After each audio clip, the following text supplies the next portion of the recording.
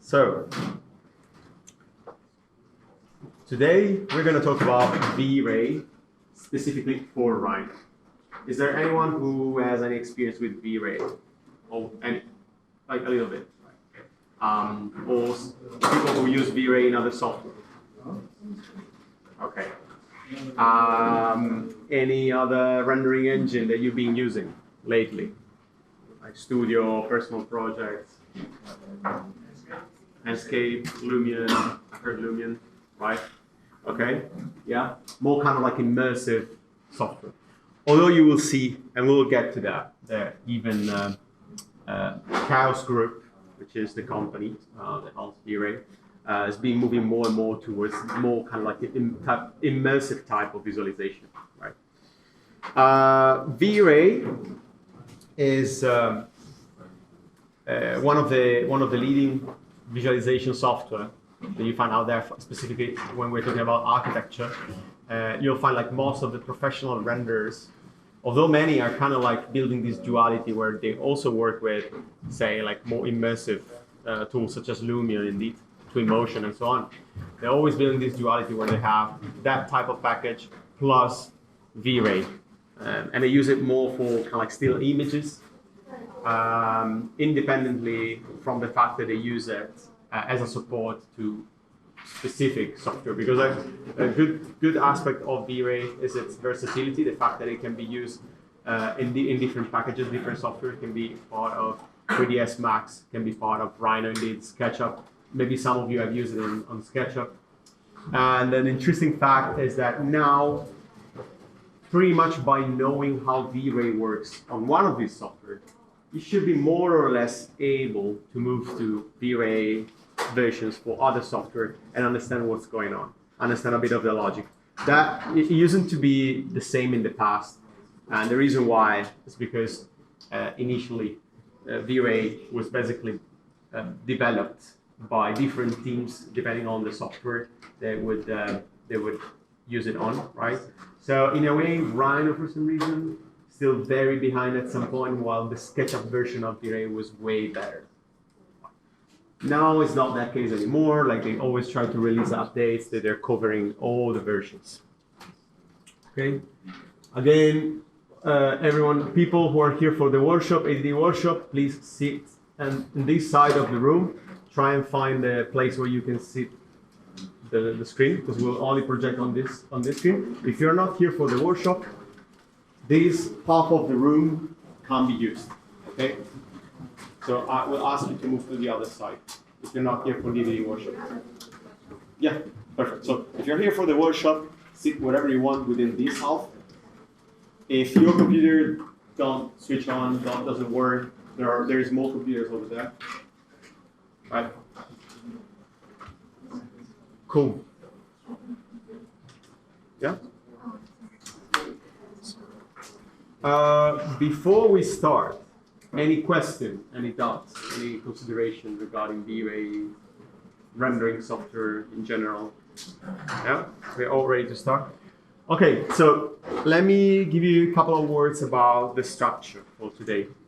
So there will be a brief introduction, which is what I'm doing now, right? I'll just go through a few slides to introduce the software, get you into the vibe of what it is, what visualization in architecture and design is, and why specifically VRay. I'll just quickly open an example file. We'll be looking at the example file just to kind of like give you a few hints on the potentiality of the software. Guys, please find a seat and then let's try to focus, because we don't want this to get disrupting for people who are already sitting and be waiting. And then there will be a practical exercise, which will be a step-by-step one, and I want you to follow with me. And there will be materials that I'll ask you to download from our Moodle page. I'll show you in a minute. And you can follow starting from that base file, right? So you'll by the end of today, you will get to do some nice, cool renderings, same as I'm doing on the screen. Cool. We'll draw conclusions, have a Q&A session if needed, or I'll be walking around, look at your screen, what you guys been doing. If you have any questions, you might have more questions towards the end. actually, right? After we've been exploring it for a couple of hours.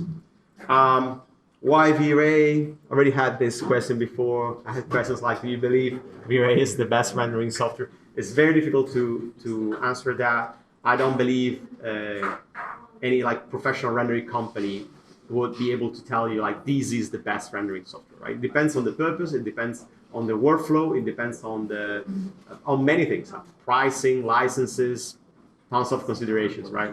When we're talking about VRay, we're definitely talking about a professional rendering engine, okay? Something that's been built for professionals, and now starts to be more and more competitors, as I said before, and like kind of like all the rendering engines, they're moving more towards this so like immersive type of environment, like real-time type of environment. But in the past, VRay used to be the answer when you were trying to create some professional and realistic renders. Now, in my opinion, VRay became more and more friendly, also for students. I think like now the plugin is way more friendly than it used to be before, especially in 3ds Max. It was quite inaccessible at some point, right? So this is a good thing for us.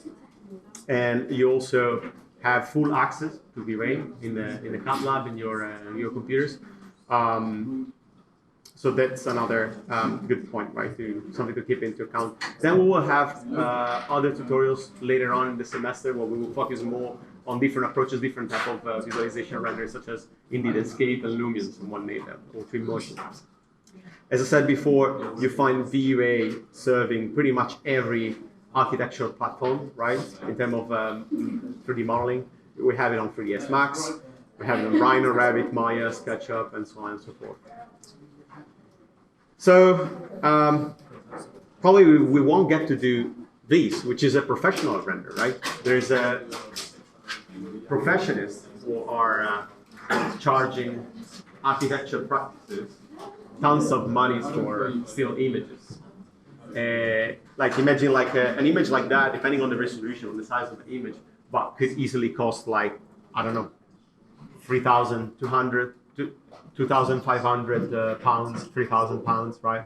So there's definitely a business behind this. And it's not the first time that it happens to me that like I ran a tutorial on some visualization product, and then one of the person who's sitting in the audience studying architecture and ends up becoming a visualizer, like an architecture visualizer. So it's turning into renderers basically and doing it as a profession. I know like some students start to do renderings for companies as kind of like a side hustle, but believe me, like that is one of the many possibilities when you graduate. If you really like this, you might end up actually doing renderings for professional companies. It's good money, as I said before. But then at the same time, I believe like VRay is a good platform in a way that it really opens up a range of potential outputs.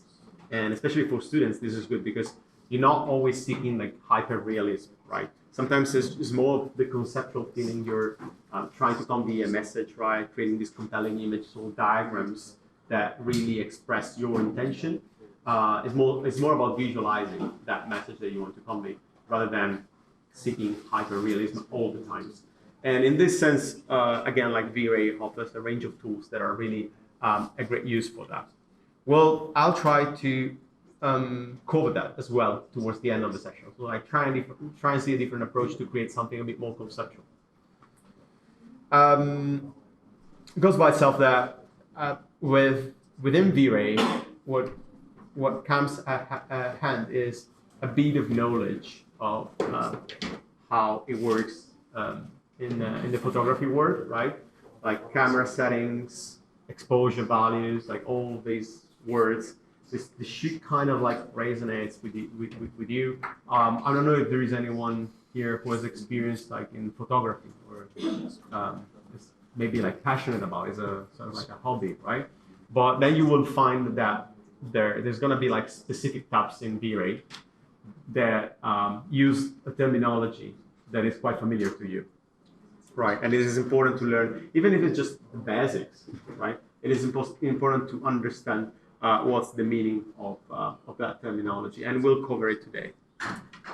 There's going to be, of course, a bit of information about like environment as well. Of course, we'll be talking about lighting, right? Lighting systems. We'll be covering the physical light, so like sun that is moving in the scene directly, maybe borrowing it directly from Rhino, or we'll be using HDRIs, so capturing light systems from images, right? In a way, just take it as it is for now. I haven't asked you, but is there anyone who has never worked with Rhino before?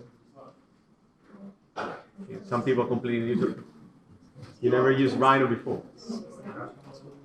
Only Grasso. That's interesting. Fine. We won't be using Rhino too much, but I'm expecting you at least to be familiar with like basic navigation. Let's put it that way, right? Like you can orbit around the geometry and things like that. As I said, this is specifically VRay for Rhino, the session we're running today. So we believe like Rhino to be one of the most used modeling software in the school, and it will become more and more because it's always more requested also outside of school.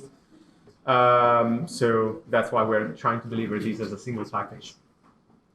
Materials, of course, we'll be covering materials, another very important and crucial aspect of rendering.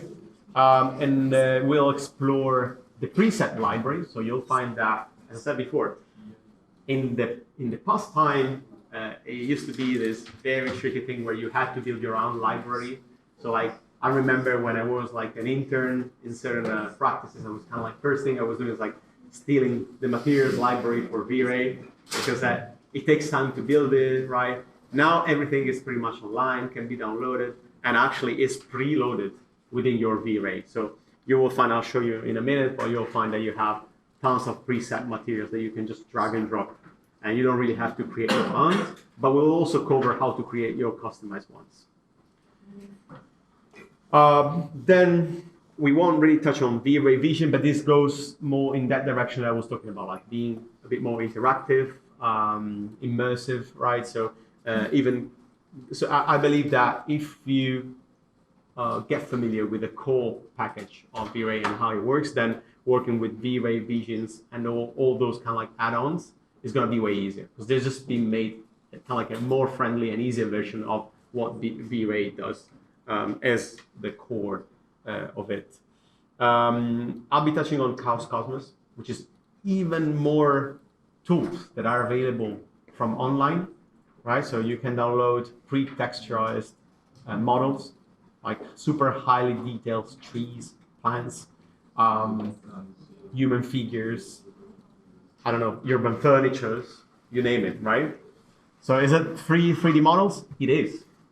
And I will suggest all of you to make great use of it, right, in your projects. You can go and download them for free. All it takes really is like creating a free account on Chaos Cloud.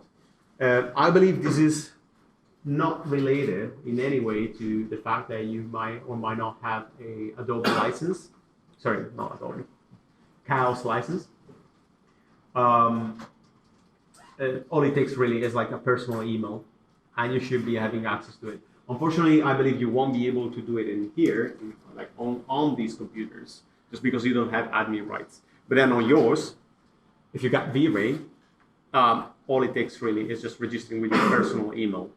And then you will get access to this hundreds and hundreds of free models. Cool. Any question before we start? All good? All clear? Okay, cool. So I want to start with a little overview of VRay, and I will be opening I'll be opening a file that I haven't shared with you, just because it's like a finished file. And then we have a sample file that can be downloaded from our page, and I'll show you now, where like everything is like from scratch. You only get the model, you only get the geometry, you get a bit of entourage as well. But then most of the file has to be built in terms of rendering and materials and lighting. So first thing, how do you download? Has anyone already downloaded the materials from Moodle? You guys have. So for those who haven't, I will suggest you to navigate to our ADD Moodle page. So this is going to be repeating every week, right? Like normally, when you sign up for the tutorial, you will have a separate link saying if there is anything that you need to download before the session. Okay. If there is like any example file, anything we're going to build on during the session, we're expecting you to download it beforehand. So, if you navigate to our weekly workshop tab, and then search for VRay section, right here, then here at the bottom of the description, you have a link saying VRay for Rhino material, right? If you open it, you get a folder that you can download. You can just do download folder, and it'll be downloaded on your computer. Once you download it, it will download in a zip folder, so just unzip it. Okay. If anyone has issues unzipping the folders, just raise your hand. What you will find inside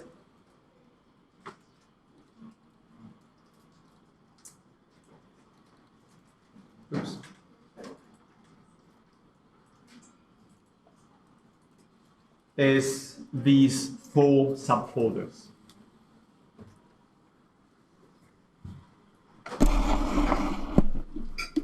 So we have the base model, which is what we're going to open in a minute, right? Base file.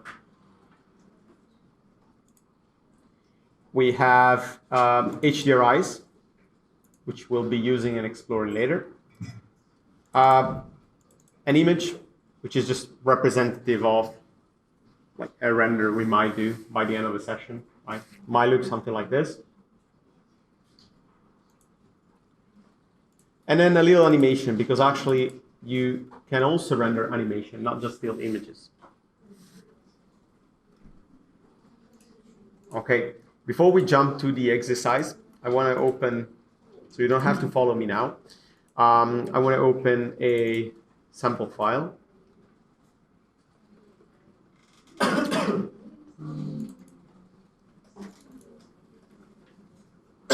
Just to give you a little overview of the software.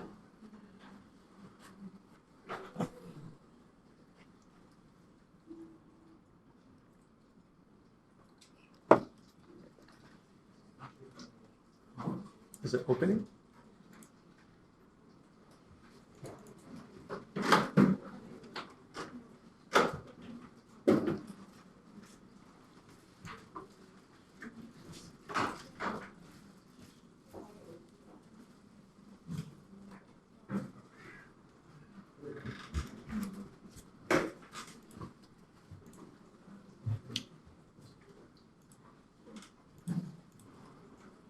Okay, so this is just a sample file. It's really simple and straightforward.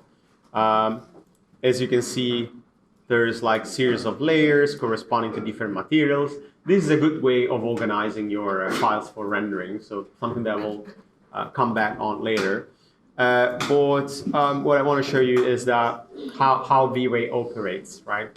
So at the moment, if I go to render, and scroll down all the way to current rendered, you'll see that I have different options. These options, like most of them, they come by default within Rhino when you install Rhino. Because you might have Rhino and you maybe don't have a license for VRay, right?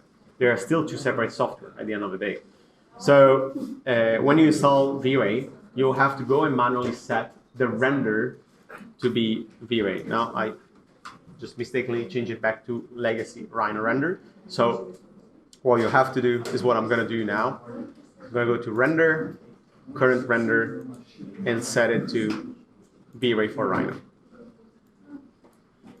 It means now if I start rendering the scene, Rhino will use VRay. Okay. VRay tab, I got it right here. You might have it like floating around the screen. If you have it floating around, what you might want to do is to drag it close to the upper ribbon menu until you see this blue line, which means you finally get to dock it, and then you just release, and it will just stick there and be docked to the upper menu. Okay, and then I'm just quickly going to open the asset editor, which is going to be the main interface for us today. Once again, now I'm doing it on an example file. You don't have to do the same. So just to give you a sense of what I'm going to do later and what we'll do step by step. In here, as I said, I have all the materials. I have my lights. I have my objects, so special objects that are not present in Rhino, but I add them with VRay. And then I will be having also settings. As I said before, we have like camera settings where I can set up, say, like resolution, aspect ratio, things like that, right? And then I have a little button in here that is this teapot. The teapot has always been, for some reason, the rendering typical icon. Like we know that if in a software we see a teapot, it means like we're about to render something. The teapot with a little hand on top, it means this is going to be real-time render. So if I click on the drop-down menu here on the arrow, I get the generic teapot, and then I get that one for real-time render. I'm going to click on it once,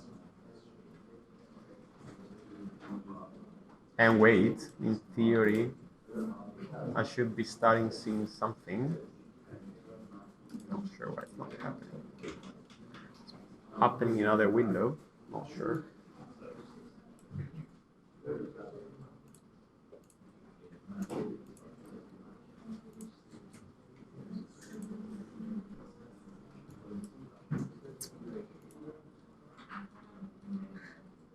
Let me just use CPU for now.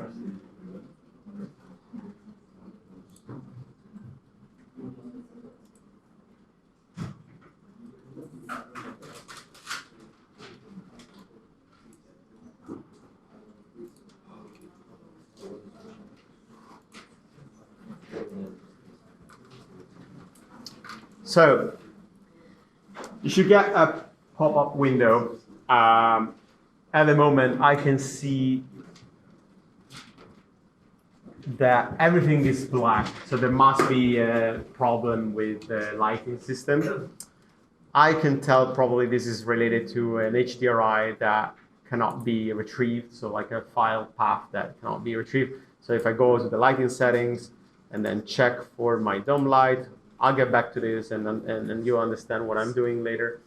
But yeah, I can tell there is something wrong in here because it turns black. So if I click in here, I see there is a problem, so I cannot find the HDRI. So now, just for the sake of showing this to you quickly, I'm going to quickly add an HDRI to this.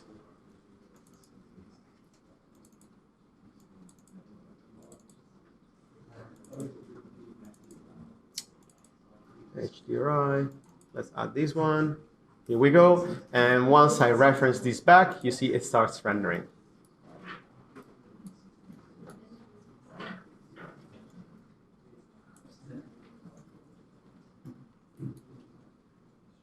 Okay, and then in here, I also do have a few lights that are switched off right now, and they can be used, especially if it's more of a night shot, right? I have this mesh light, which I can turn on as this kind of like fancy spherical lights in the garden area. I got another mesh light in here, which is for the swimming pool, and I believe I have like an omni light maybe for the interiors. Yeah. And you see that the so the rendering is constantly updating, right? This is a real-time. This is a real-time responding to our changes.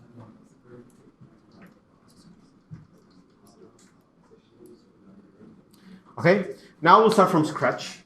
So I'm gonna close this one, and what I want you to do is to open the sample file that you find. The example file that you find under base model. So 00 base model, you have base file 00. This is the one I want you to open.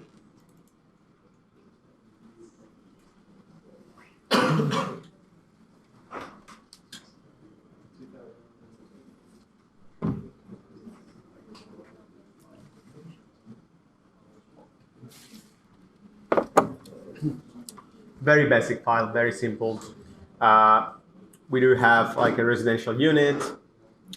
We have few people that are already been texturized, okay? And in theory, I think like the texture should be coming on yours as well because they're being captured in specific folders. So Revit is referencing to those folders.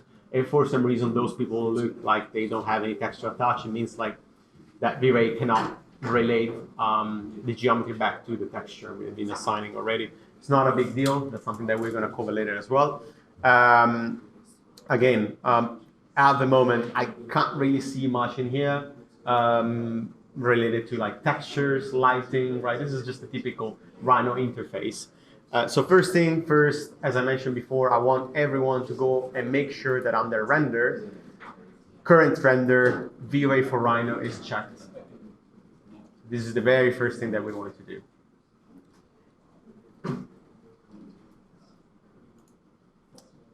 And now, after we make sure that we're using VRay, okay, if you hover on the asset editor, which is this little ball with the V of VRay symbol on, and you click it, you'll be opening the VRay asset editor. Same way I showed before. This will automatically start to load all the information that are present in the file at the moment. And up here, you get to scroll between different categories. So first one is materials. Second one is lights. Third one is objects. And then you have rendering elements, which we'll be covering later. Textures. And then the main settings. So under main settings, the very first option you're given is what you want to render with. And this might differ from what I have in here because it really depends on your machine, on your computer. You might decide to render using your graphic card, right? Using your CPU or using a hybrid, right? That's something that you can choose to do. I would say for now, we can stick to CPU. So we're all on the same page pretty much. And then you will also see that you get this little switch to switch on and off interactive mode. Today, we'll be working with interactive mode until we are ready for the final render. Because if we, yeah.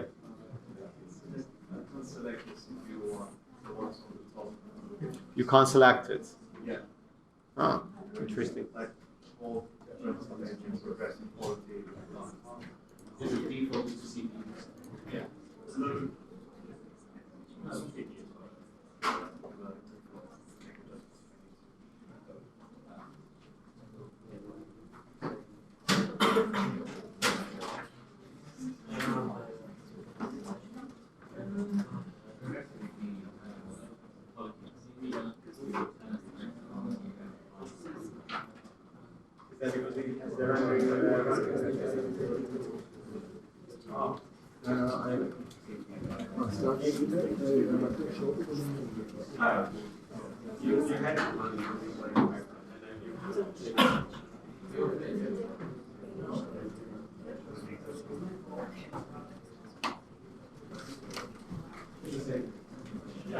Interactive, progressing is the same thing. Where do we open this black box? This one it's in here. It's called Asset Editor. So I think if I start typing VRay show asset editor will pop up first. That's what you want to open.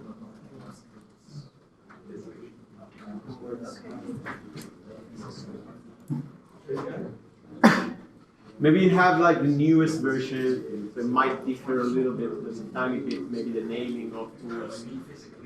So let me know if there is anything that doesn't quite align with what I have on the screen. But I think we're pretty much on the same page.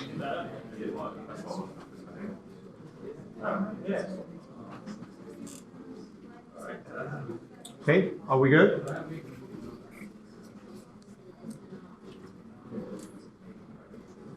All good? Yeah? Should we move on? Okay.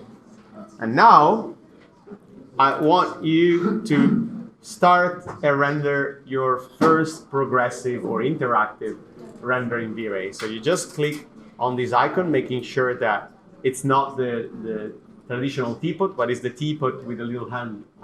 Okay? You just click on it once. No.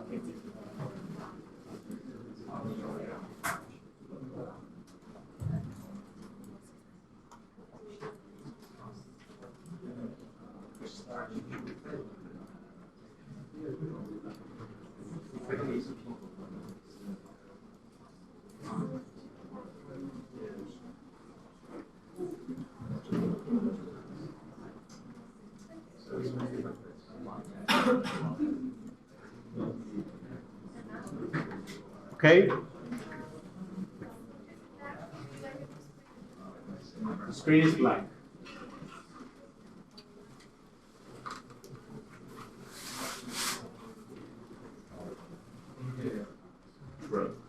How did you crash?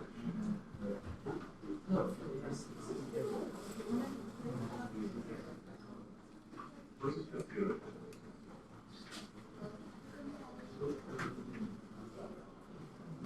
All right. Is anyone seeing a different type of lighting? We all get this kind of like bluish overall atmosphere, right?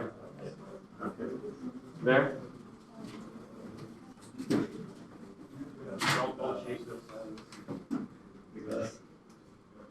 You just click and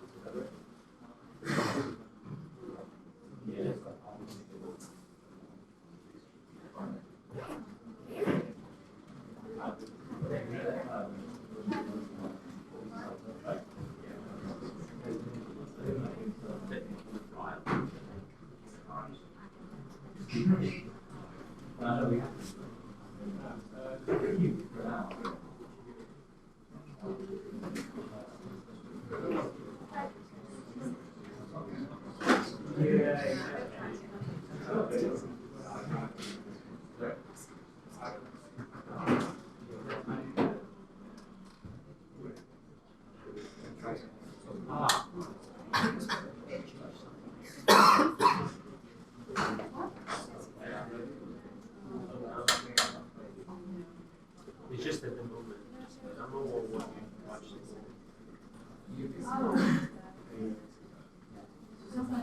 Just don't mess up with your body.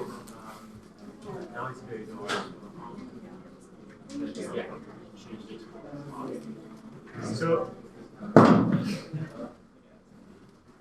So everyone, please don't touch things that you don't know what they might or might not do. Right, just follow the tutorial because it's very easy to change a few settings and then call me, oh, it's black. It's not easy for me to understand what happened if you start like moving sliders and things around, okay? So careful. So when it comes to VRay, it's not as easy as, oh yeah, I did an extrusion, but I did it too much. Yeah, easy to spot, right? So just stick to what I'm doing for now. Don't anticipate anything. Okay, and I promise we'll get there together and we'll make a nice render by the end. So we should all pretty much be on the same page. Revit. Sorry, my mind switching one to the other on a daily basis. VRay in Rhino especially has a couple of types of default lighting system that preloads. Looks like we are all on the same page, but just so you're aware, it might be that in other computers or your computer at home, you get a different type of lighting which looks more kind of neutral, more kind of like studio lighting system, right? Like black and white, without this sky and atmosphere and albedo. If that happens, what you can do, you can come in here in the command bar in Rhino And I believe it's something like VRay default. Let me see. VRay change default scene, correct? So when you say change default scene, you get a chance to choose between Studio and ArcViz. Now mine, you see, like the one is on ArcViz, means like I'm on that mode at the moment. If I had to change this to Studio, I will just like simply click on Studio and it will change it. But it won't change it straight away. We will need to reopen Rhino to load the changes, okay? Unless things change with the last updates, but that used to be the way. Yeah, so just to mention that. But since like we're all on the same page, so that's fine. We don't need to care about that. So we do have a render somehow, but what I can see in here is that the lighting system is not yet quite spot on, right? So first thing I want to do, I want to go to the settings, and down here I have a tab for environment. And what you could do, you could actually pick the global illumination and add it to the scene, which is, well, not making it that better for now. The main reason why is that because it's trying to look for a texture. You see, this is the typical texture tab. The texture icon is looking for a texture and it cannot find it. So we could potentially go and search for presets for texture, which will be like just lighting systems like a sky. Or if we have a sky that we're already using for the background, as you can see from here, we can copy that. So we make sure that we pair it with the global illumination system. So the same sky that we see as a background is also affecting the global illumination. How do we do that? You simply right-click on that texture. You can do copy, and then right-click on this one and do paste as copy. If you paste it as copy, they remain independent. Of course, if you paste it as an instance, if you change one, the other one will change too. For now, I'm just gonna paste it as a copy because I'm not really planning to go back on it anytime sooner. And then now, since they are independent, I could potentially switch off the texture that is assigned to the background and get this neutral black background. At the moment it's black just because it's picking up on the color that I have in here. But if you want a different color, you can click on it and you can change it, right? If you want to have white backgrounds for conceptual renders, that's the way to go, all right? I'm gonna keep it for now. Why? Because it's also affecting reflections. So later on, if you wanna keep the sky there, that's gonna give us a bit more of realism. Okay, once we've done that, I can close environment for now. And another thing I want to look at is the render output. So render output is giving us two main information, which are obviously the image resolution in terms of width and height. At the moment, this is set to 800 to 450 for me. Not sure if it's the same for you guys, but I guess we could bump these up a little bit just to get a better overall resolution. So maybe I'm gonna do 1600. And this will automatically update. Why? Because then the aspect ratio is locked to 16:9. If you want to change that, if you want to create like a square render, you get a chance to do it. If you want to customize the ratio, you can customize the ratio. This is the tab where you're looking at if you're trying to get like different type of formats for your final image. You want it to be an A3, you can set it in here, right, with the right proportions. Okay. Cool. Then save frame, if you turn it on, that will like simply frame in your scene what is going to be captured, right? So I set this ratio, meaning that what I'm actually going to see in rendering is not what I see in the viewport, because the viewport is stretched, right? It's larger. So it doesn't respond to the actual ratio of the image. If I change the ratio in here, you will see that the save frame also changes. So only whatever is within this rectangle is what is going to be visible. Like this is very important because you might just run the render and say, oh, where is the rest of my image? It's just because you haven't captured, So I'm gonna revert this back to 16 to 9. And then we finally have the camera. Okay? Yeah? Yeah.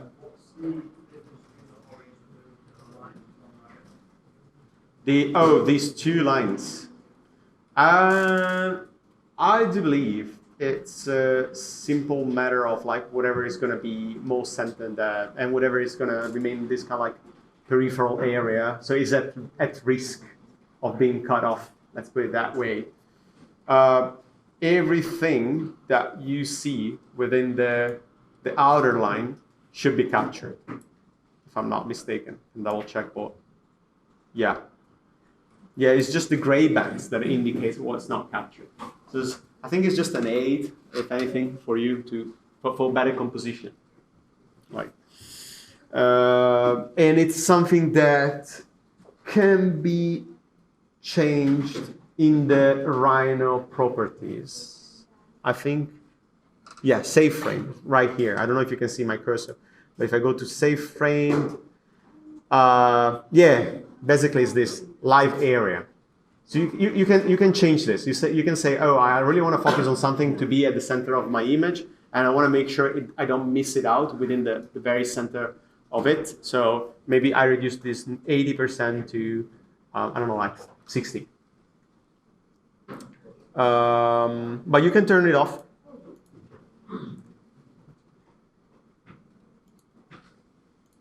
Right, if we don't want it, we just turn it off. It's just helping in terms of composition. I found it to be helping sometimes.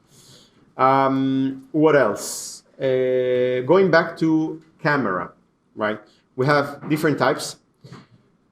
We're not gonna dive into VR today, so we're just gonna keep it standard. So don't mess up with the camera, please. Very important is exposure. Something that we've seen together before. Like, oh, why my rendering is coming out all black?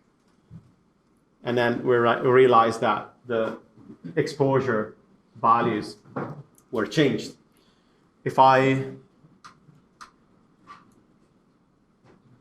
slide this, so like say like something like 22, for instance, 19, and so on, you'll see that I'm basically decreasing the amount of lighting that is coming through the camera. Okay. So be careful with this. Based on my experience, this is something that you constantly have to like relate back to the type of lighting you're using and kind of like negotiate a way in between. So for instance, you will see us coming back to this later on as we introduce more lighting sources, because then maybe we need to fix the exposure, right? It becomes too washed out, too bright, so we need to come back and fix it. And of course, white balance. Okay, so like if this is really bluish, I could potentially come in here and get some like blue tone. Like this is maybe too much, so just be careful with this. But basically these will tend to balance out the overall tone of the image. Something that I'm not really using very often. It can be done on post-production as well. So.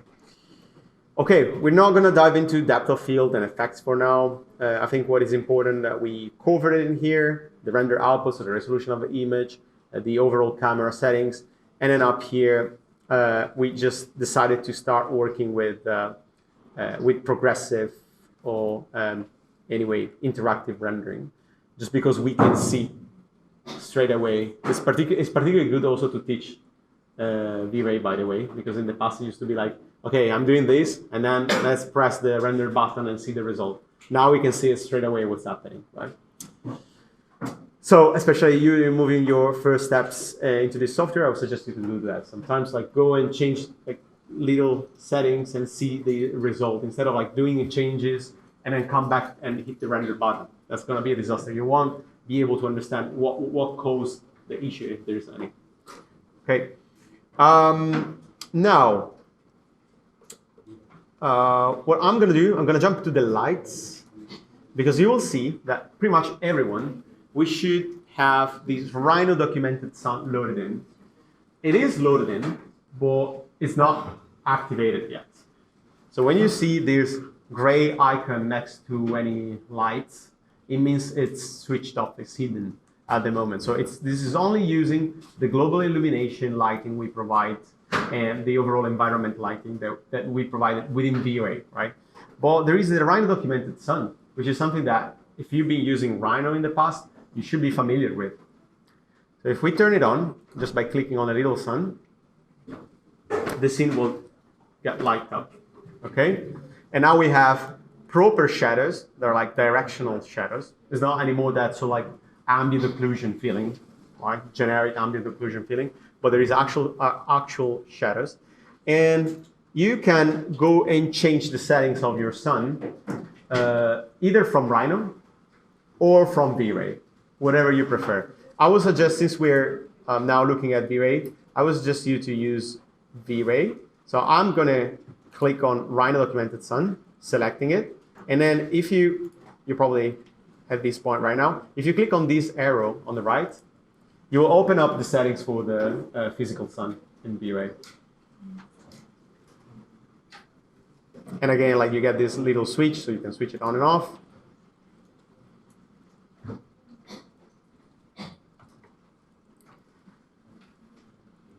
In here, I think most of these settings are quite self-explanatory, or really what you want to play with is the custom orientation. Okay, so if we turn these on, you'll see that now we are able to change the location of the sun, and this will have a direct impact on our rendering and where the shadows are projected. Okay, and you could potentially change the azimuth as well.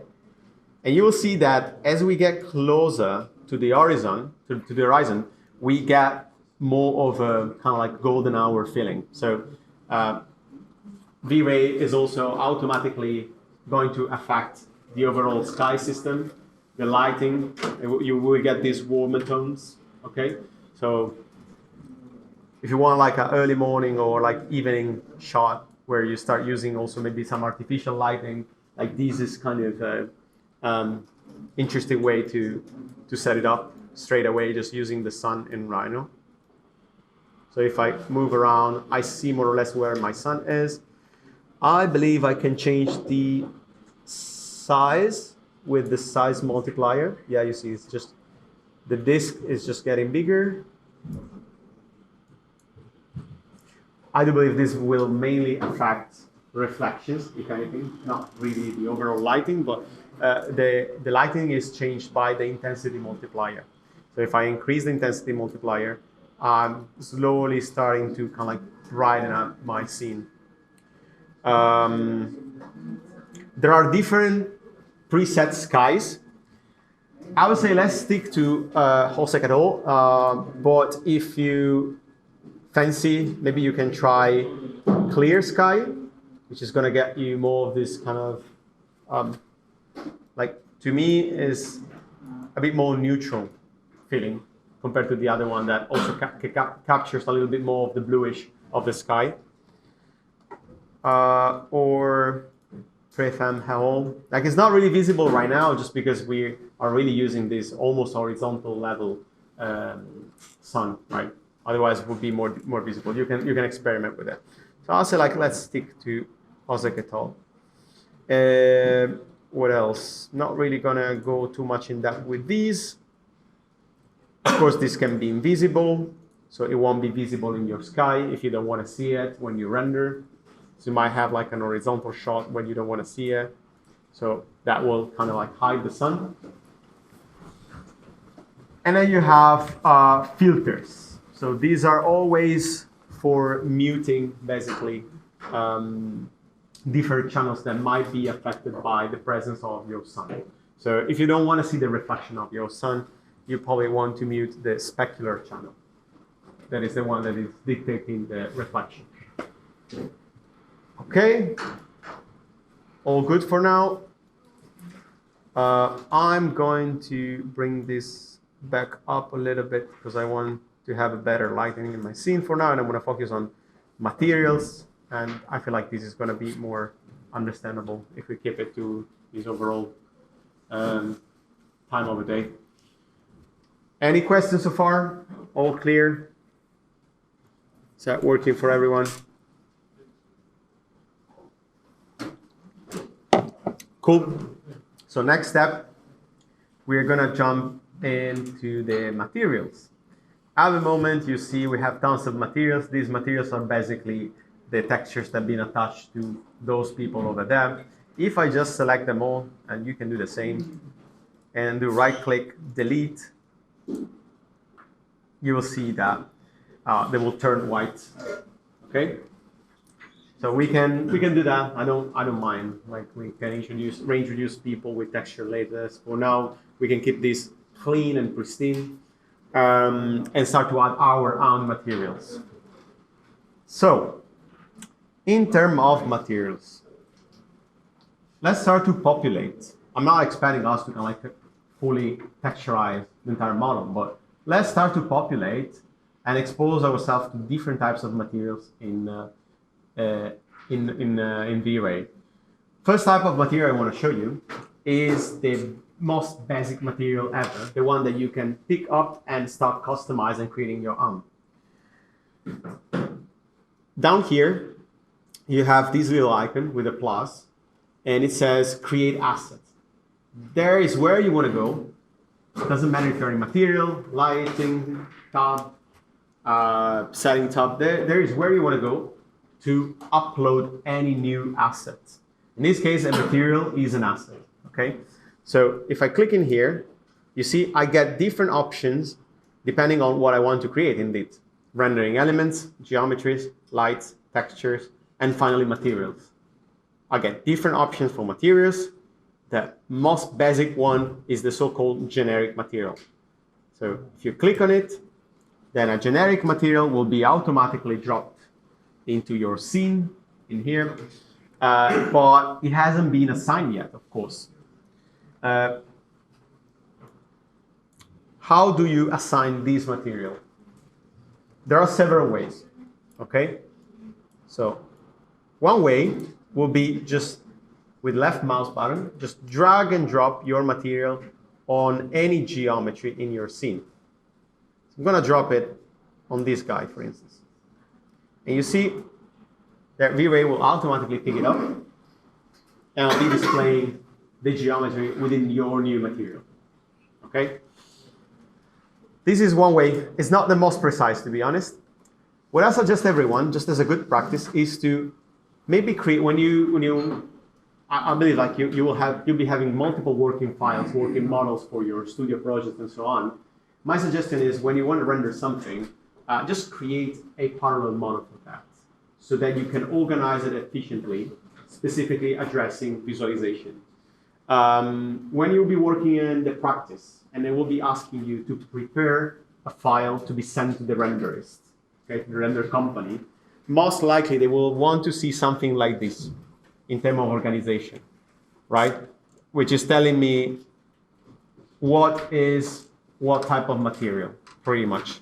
So we have glass, we have water, we have paved area, concrete, and so on and so forth. So you're giving a little bit of an indication, and each layer contains set geometries that if I assign that material to that layer, all the geometry will be capturing that material. So it will be super easy to set up, and then the rendering companies will thank you, and your boss will assign you that task again and again because you just do it well.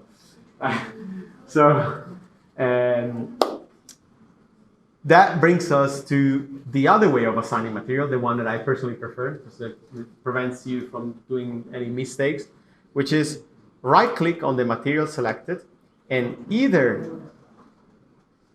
apply to selection, which means you first go in here and say, oh, I want this to only be applying to this guy, the one that we selected before, and now I come back here and say apply to selection. Better than just like dragging and dropping, especially if you have complex material where just by dragging and dropping you cannot pick the right geometry, right? Or you can do apply to layer.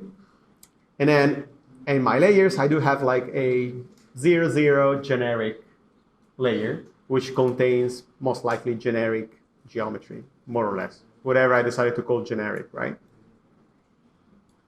So if you assign it to the layer, now all the geometries that fall within that layer will have that material assigned to it.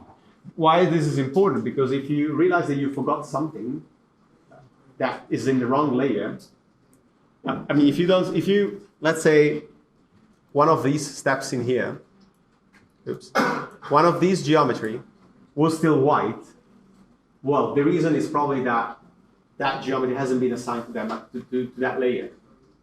You probably forgot it. So then it's very easy. You can just select it and say, change object layer and assign it to that layer, and it will pick up the layer material. Okay, so that's going to be the hierarchy. Cool. Now this is very generic material, of course. The only attribute that I can see is pretty much the color. Okay, and you will see that when you have a material selected, if you open up once again the right window, you start and get a series of information about the materials, all the attributes and values that you can change. Okay, so in here the very first one is indeed diffuse. So if I say like, oh, probably this is too dark, I want it to be a bit brighter, I can use the slider to make it more whitish. Or I can come in here, click on the color, and completely change the color and turn it red, for instance. Okay.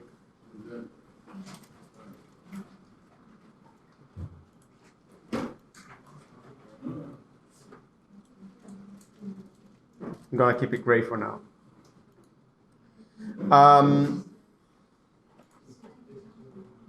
Sorry.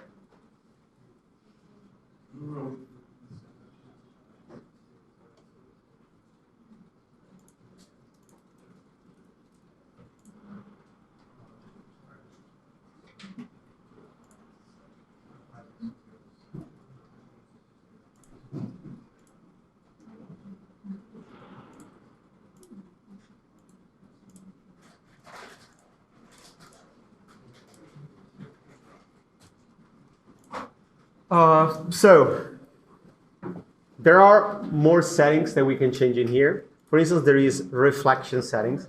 At the moment, this is not really a reflective material, you can tell, right? Nothing is really reflected on this material.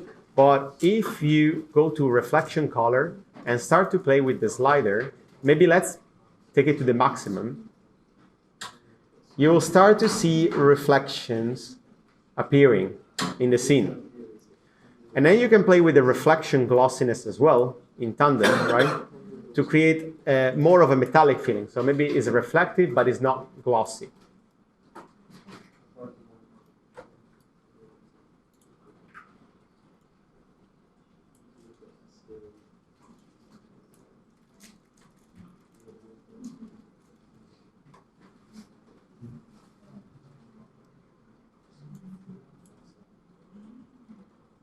You see how everything gets reflected if I bump this to the maximum, right?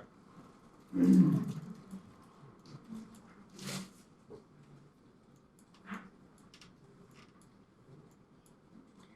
now, of course, you can also play with the metalness.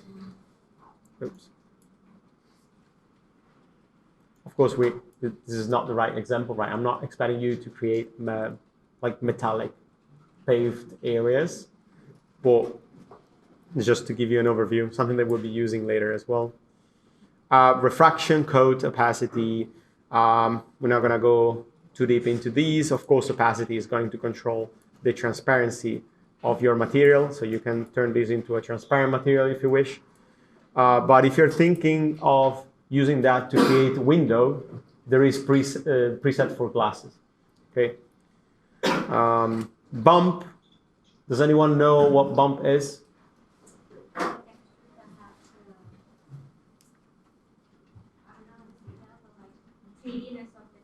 3D, yeah, is giving depth, is giving that 3D feeling. Exactly. We're gonna see that in a minute. So to better understand what the bump does, I'm gonna assign another material, but this time I'm not gonna create it from scratch. I'm gonna use one of the materials that are in the material library in VRay. So instead of opening the right portion of the tab of the window here, we're gonna click on the left window, and this will open up all the materials that are present in the library by default in VRay. I'm gonna pick, yeah? Oh, I'm trying so to log in anyway. it changed now with the new version. It has to be Cosmos. Ah, that's annoying. Yeah, I believe you can download the generic library. I'm sure they made it in a way that you can still download that and just load it in the folders of the software and then set the path. Yeah. Or you will have to, anyway, like create a. I believe you can still do it even without admin rights. You can create your own profile on Cosmos and then link it to it. That's something we want to try together.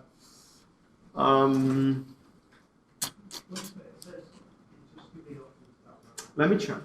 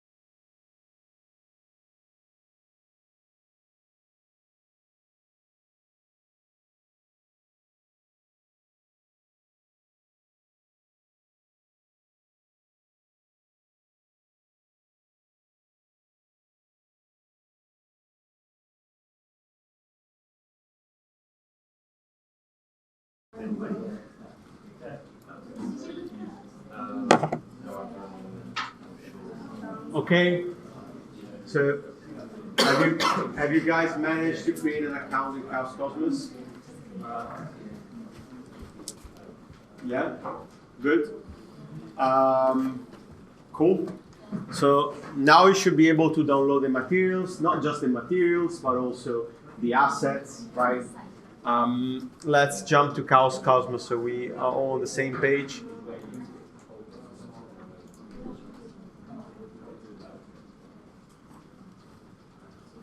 So here's Chaos Cosmos. As you can see, it is not just materials, but it is HDRIs, vehicles, lightings, furniture, and so on, vegetation, right? And you can download pretty much anything and loading it into your project. So let's say, I don't know, I want this guy in my project. I simply click download, and then on this little green button, and now I should be able to drop that figure into my scene. And as you can see, this is already carrying information about the textures.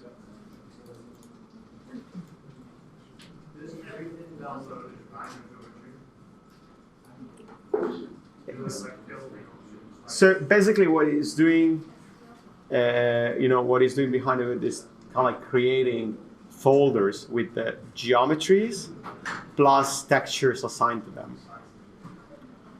Okay, so, and then it's referencing it inside Rhino. I know like so many engines have like almost like a shadow geometry you drop into your models but then actually. So this is there is actual geometry in there, but there is a way to control it as a proxy. If that's what you mean.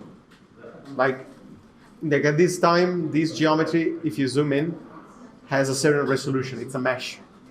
Okay, but you can make your file lighter. For instance, if you go to objects, now this is an object within VRay. It's considered as an object. While if it was a geometry that you would import from another file, not related to Chaos Cosmos, you wouldn't be seeing it here, right? Under this stuff. Same way we don't see all the rest of the geometries in here. So with this one, you can change the level of representation to say bounding box, for instance, okay, or low. If I say low, and then I look back at my Rhino, in theory this should, as you can see, that it automatically decreased the number of polygons. If I say bounding box, and in very complex scene, this is what I use many times, you just get the wireframe box for it. But it's still displayed as a mesh. So if you change the resolution in your Rhino file, it's still exactly the same resolution. Yeah. Okay. Yeah, it's gonna be a proxy. Like it's an internal process that where VA will understand that box has an ID and it stands for, in this case, Joe standing. Want to ask something? Yeah. Is it editable geometry? Hmm? Could you make it right arm? You could edit this geometry. But it's complex geometry. You see, you could. I don't see why you would. No, but I just- Well, you could, yeah.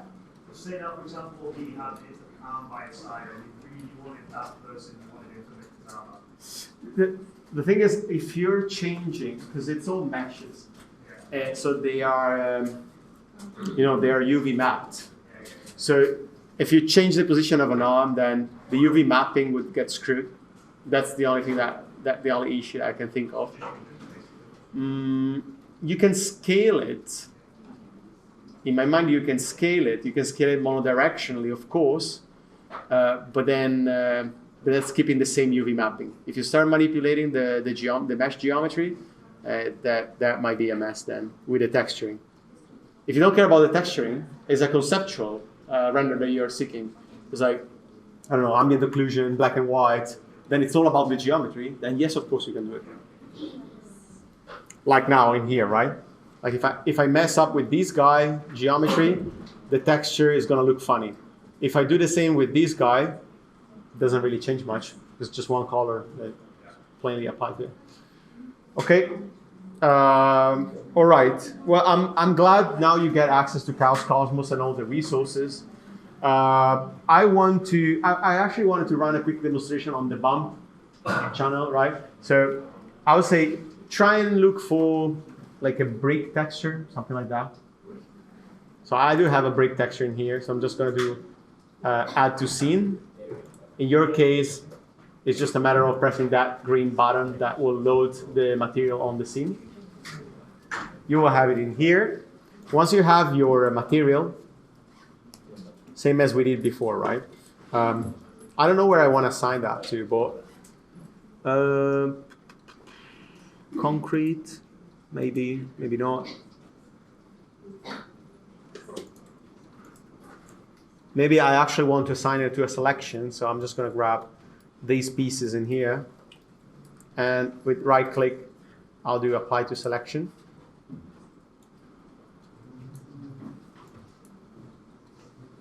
And let me change the sun position.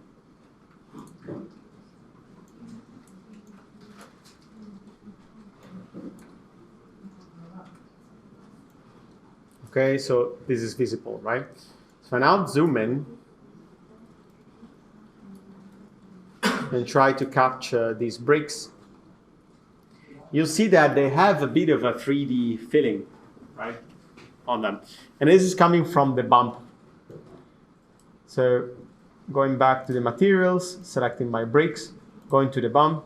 If I switch this off, now they look way more flat. Okay. Let me try one thing so you can see it.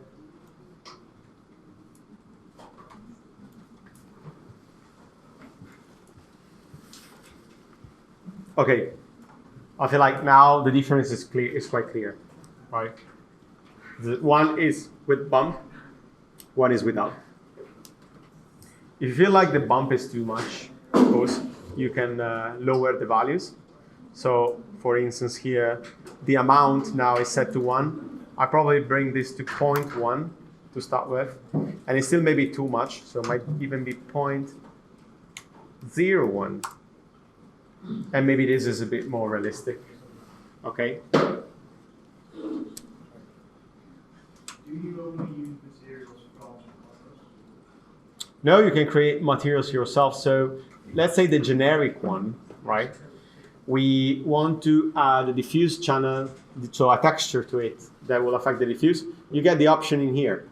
If I click on this and I select bitmap, I'll basically be able to assign whatever texture I want. And then I can do the same for all the other levels, all the other layers, like all the other channels. The bump, once again, I can add my own map for the bump.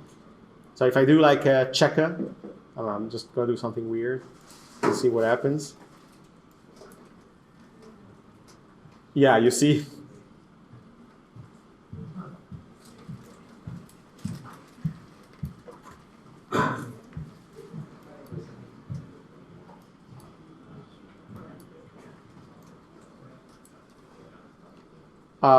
Then going back, I can delete that, of course.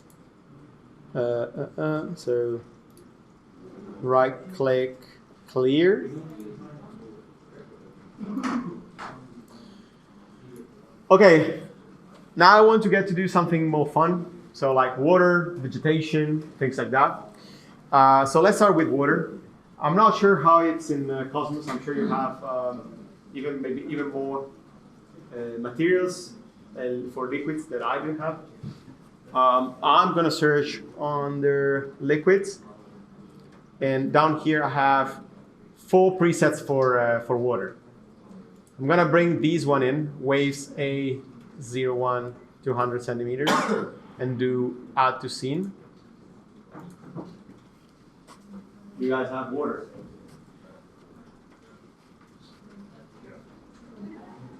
Waves, yeah, okay.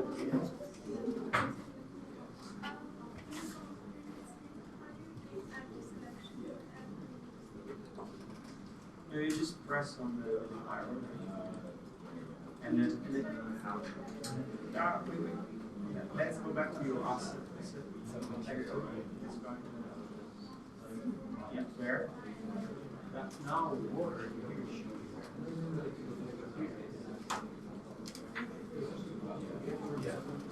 Waste. Okay. Unfortunately, I can't really show that. But, so for you guys, once again to cover it again, for you guys, you're working with Chaos Cosmos, right? So instead of bringing in these assets, you're bringing in materials. So if you go to materials, and well, I don't have water in here. You will have it. You can't just search liquids. Yeah, I just do believe I'm not gonna have it because mine is still the old one. So whatever materials there are in here. But anyway, the process is the same. Let's say I found a nice concrete, you find the liquid material. So you download it, and then you just import it, clicking on this little arrow. And then that will show up in here in the asset editor, okay? So same, so you should all have your water material, but just imported from Chaos Cosmos.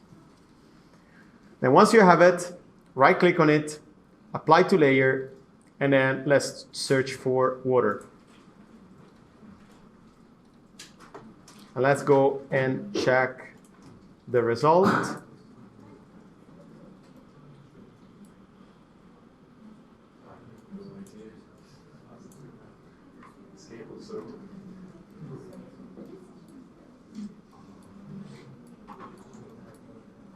Might not be the best, especially for a swimming pool, right? So you might want to play with the scale. In this case,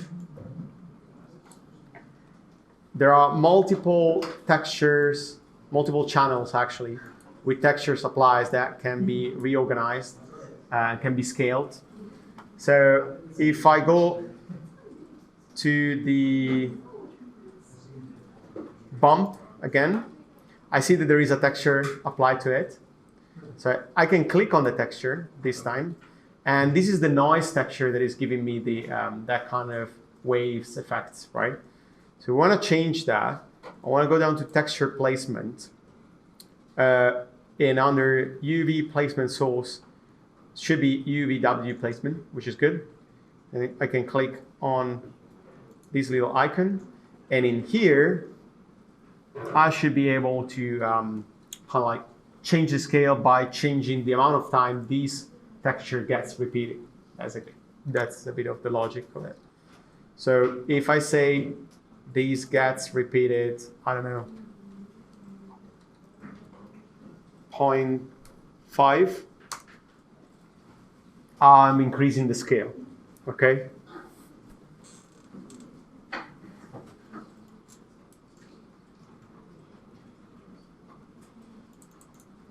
If I do 0.1,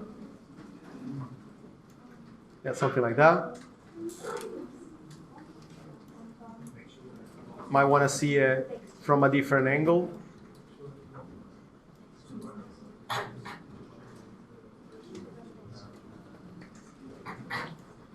And then there is something else we might want to change. So it might be that the bump's still too much. So once again, we can go back and change the bump amount to say 0.1. And now it's just almost no waves at all, very reflective. Maybe that's even too little. So maybe 0.3, right? If there is a bit of wind.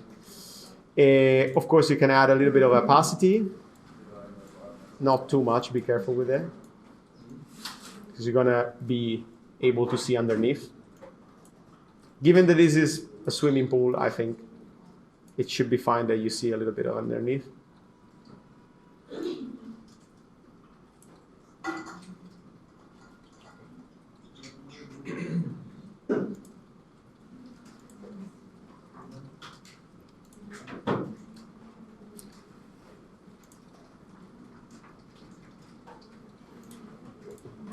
Okay, and you can also change the color.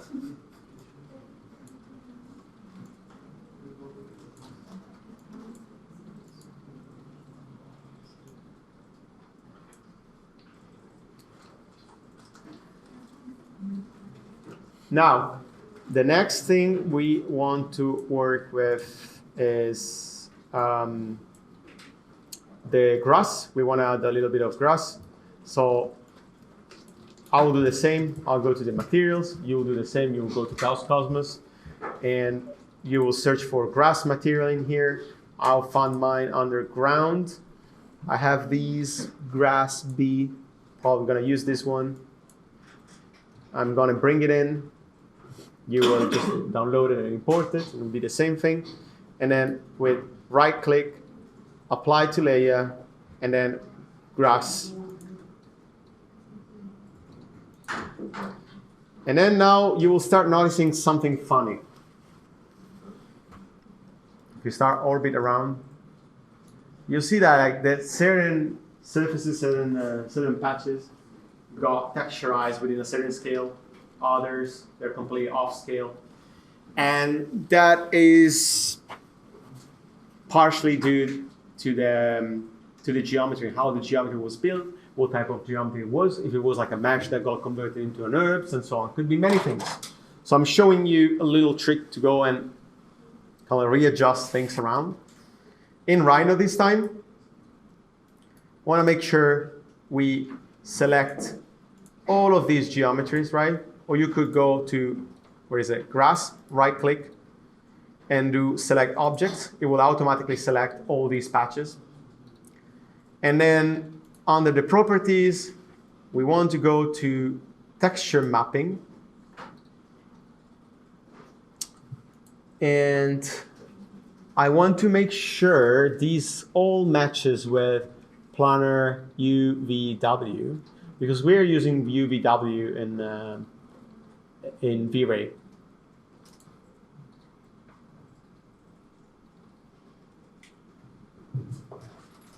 And now these have the same scale, right? There's definitely something off, which is the bump, once again, that we need to adjust. But at least we know that if we adjust it once, it will adjust for all of them, right? So then I can go back to,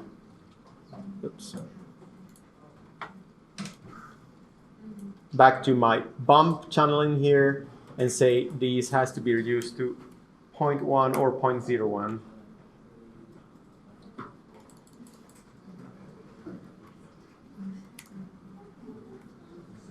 Okay.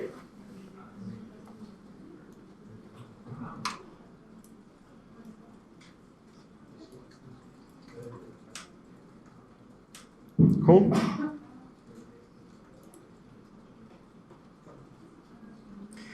Only thing now, this grass looks a little bit flat. It'll be nice to have more realistic 3D grass. And this is an opportunity for me to introduce object assets in VRay, which is something we haven't seen yet. We've been talking about lights, talking about the sun, right? We've been talking about materials, settings, like camera settings. We haven't talked about objects yet, like special entities that can be used within VRay. So if you go to the geometry tab, where you find the object, and then you click in here, create asset, you get the geometry subtab. And what I'm going to create is called fur, okay? That will act as grass. So clicking on fur. So basically, this will create fur on specific surfaces that we assign to it.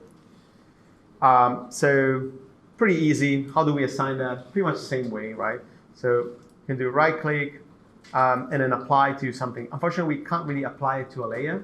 So I need the selection. So same way I did before, I can go to the layer in here, do grass, select objects, and now right click on fur and do apply to selection. And this will happen.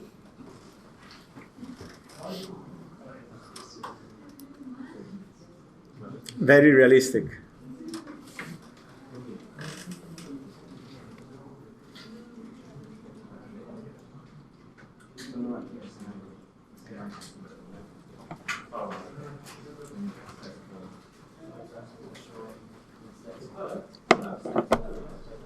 Are we all here?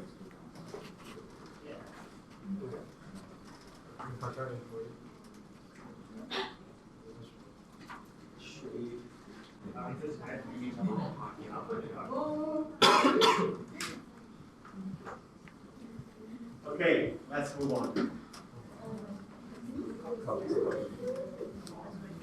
So, next step, we need to make this to look as realistic as possible, right? This is definitely not the grass we are looking for. It's not realistic. Okay, how do we do that? First thing I want to look at is this is definitely out of scale. So there is something called global scale that should be tweaked, in my opinion. We've been seeing these coming back, right? It might be related to the measurement units that we're using. This file is in meters, and that's probably why, right? If it was in centimeters, maybe it will have like a different response from VRay. But that means that it gives us a hint that most likely all the values will be slightly off, and we will need to scale them down, okay? So global scale, if we bring this to 0.1, and we see what happens, you see now I will say like this grass is it's pretty much the right size. We might still want to fix certain things because it looks a bit too chunky. Maybe still too much, right? It's still too big. Knots is something that I want to increase because it's just gonna add more nodes and it's gonna make it look smoother, right? And then the thickness now is set to 0.12. We can decrease that to 0.05, let's say.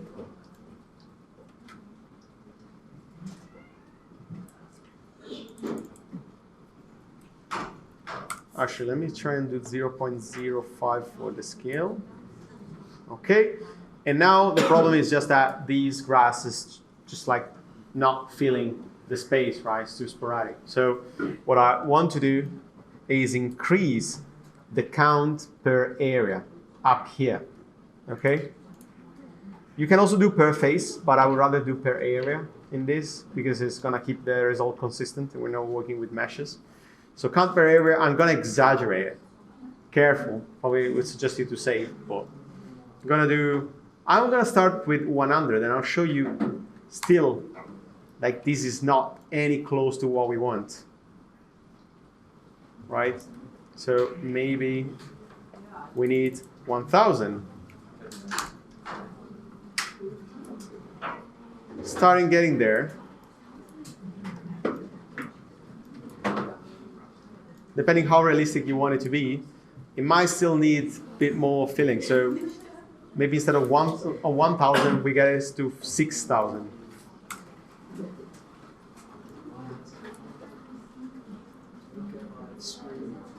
Slightly better.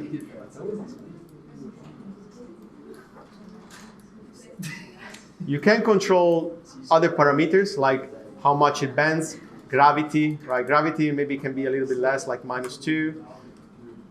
Bend, 0.4. You can play with this, right?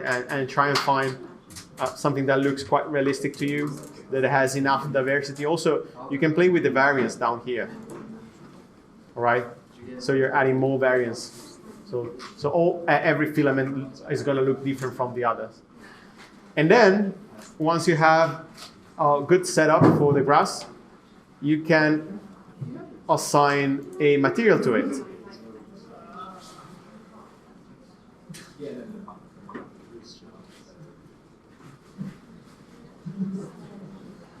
So down here, right now the material is switched off. If you switch it on, you can then click on this drop-down menu and search for the grass material.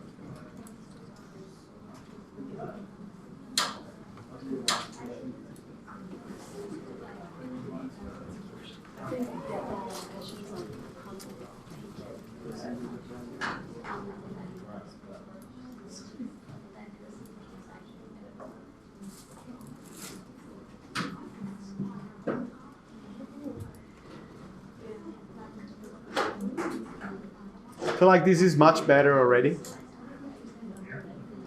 Might bend more, might add a bit more gravity into the variance, so it means only certain filaments are going to react to that level of gravity that has been increased. Now you can really get crazy in here with the details. For now, I think this is okay as a result. It's much better than before. And you see how easy it is to apply it. Like imagine like you're doing a studio project and you have patches of grass. Just one click, you assign it. And then if at any point you update your design and there are different patches that needs to be covered, just keep the same system, don't change anything, just reassign it to the new geometry.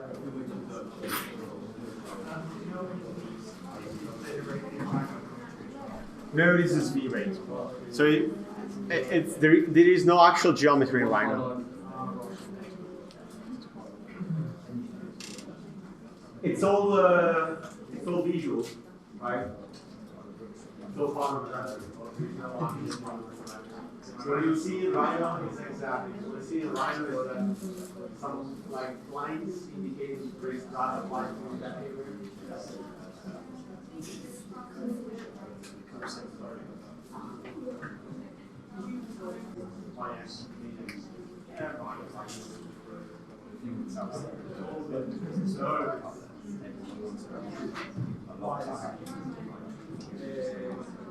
Oh, you keep this for I love to a conversation because I'm aware of time now. We'll sign this for the beginning and the end. It's an interesting one. Okay. Let's try to move on and see something else. It doesn't really matter if you haven't managed to get the right scale for your grass, if it doesn't look super realistic, right? We want to see other things, okay? I want to show you one thing called light gen, which is pretty cool. So from here, same area where I got my Chaos Cosmos, there is one thing. If you go down, there is this icon that resembles like multiple windows, like little renders, that says Open VRay Light Gen. If you click on it, oh, by the way, first thing, I'm gonna switch off my real-time render. So this is off.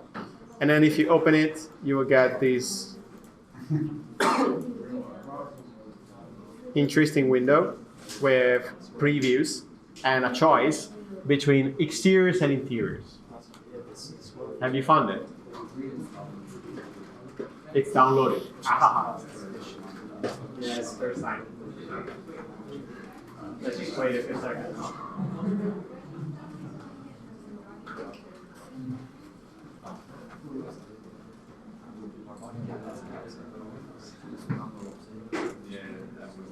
Yeah, good.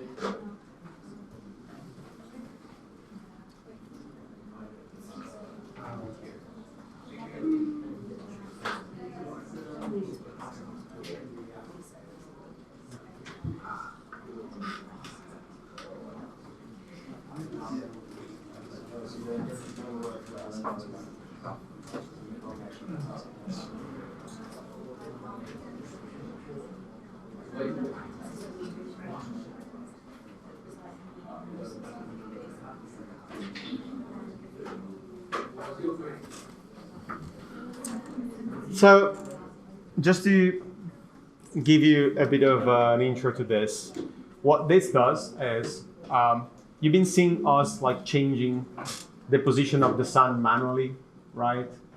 Getting different times of the days and so on. What if we wanted VRay to do that for us and propose series of options with different lighting, right? This is basically going to automate that process. Okay, so whenever it's downloaded, you'll see that you have an option for either exterior or interiors. Basically VRay will take care of, getting difficult. VRay will take care of setting the lighting, all the values, and also the camera values, and kind of like tuning them so that the overall lighting makes sense. And what you see in the preview is what you're going to get if you then run the rendering button. Okay? And you get these little tiles showing you these previews, and you might be like, oh, actually that's a nice lighting. I could achieve it myself, yes, but maybe after so many tries. I like that, so I'm gonna pick it. Maybe I'm bookmarking it, right? It might be that the same type of lighting doesn't work for all the projects, of course, because they're gonna be different scale, they're gonna be different type of buildings and so on. But I think it's really a good help. And you get it indeed divided into exteriors and interiors. Why? Because of course you would need different type even of like kind of camera aperture for interiors versus exteriors where you get way more light. Down here you will get sliders to define the number of variations. At the moment with sun and sky, because you see we have an option for the light source to be sun and sky and HDRI. HDRI is something that we're going to look at in a few minutes, not now. So sun and sky for now, this is what we're using. Sun and sky meaning we're going to change the altitude, right, the sun height, and the azimuth, so the sun location within west, north, east, and south. Number of variation, of course, is going to determine the total number of configuration that we get to choose from. And of course, you can run this and you can go back on it and change it back again and say, I need more, or I don't like this, generate other. So for now, let's say we're happy with 3 variations on the altitude and 3 variations on the azimuth. Exterior selected, and we just click on generate night variants. It will take some time to generate them, and it will start populating. So probably this is not the best view. I should have set myself to the kind of shot that you want to render, because then the preview will match with what you're trying to render. But you see that we get very different atmosphere, feelings, and lighting. So obviously we ask it to do 3 variations in height, in sun height, and 3 variations in sun position according to the azimuth. That means 3 by 3, we're gonna get 9 variations. Okay, and now I'm gonna run again my render preview. I don't know, position myself somewhere in here. Okay, and now if you double click on any of those, the lighting will automatically update in your file. Okay, it's very easy, very handy. You can switch between different type of lightings. This is all generated with the physical sun, so no HDRI is involved.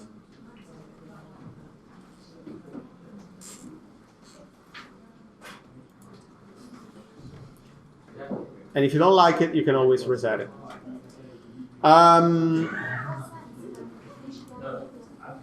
Next, we're going to look at HDRI, which is light that is generated by images, right? Image sources, image that are also sharing information about light sources. So instead of using the sun, I'm going to go to the light tab, and I'm going to turn off the Rhino document, sun, and light gen dome. I don't need that now. Trying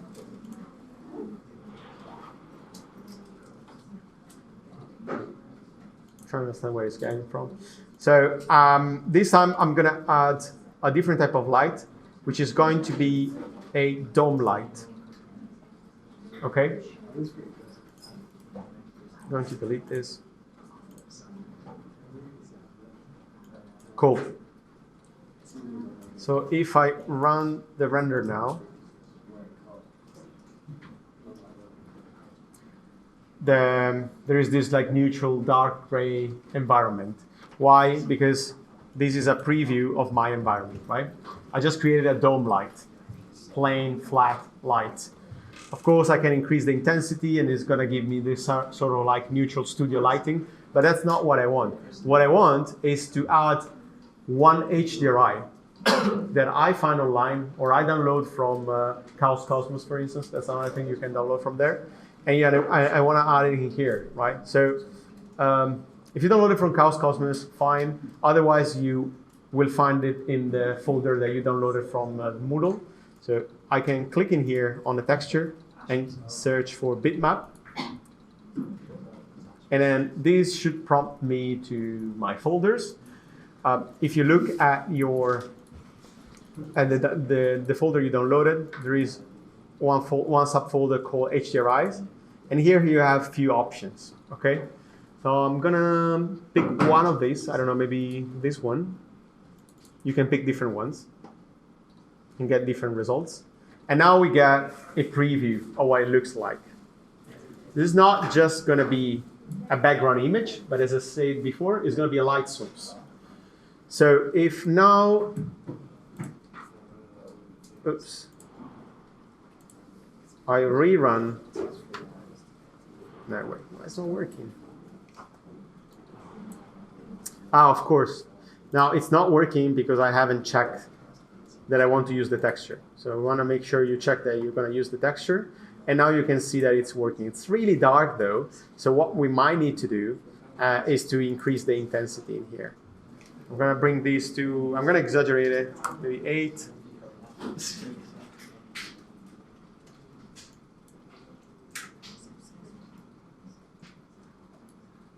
Okay. HDRIs are really good to get a nice, realistic feeling of the model blending in with the surrounding. Okay. And you can have different backgrounds. They might relate to like desert if you have a desert project, or like forest indeed if you have like a project that is immersed into nature. Right.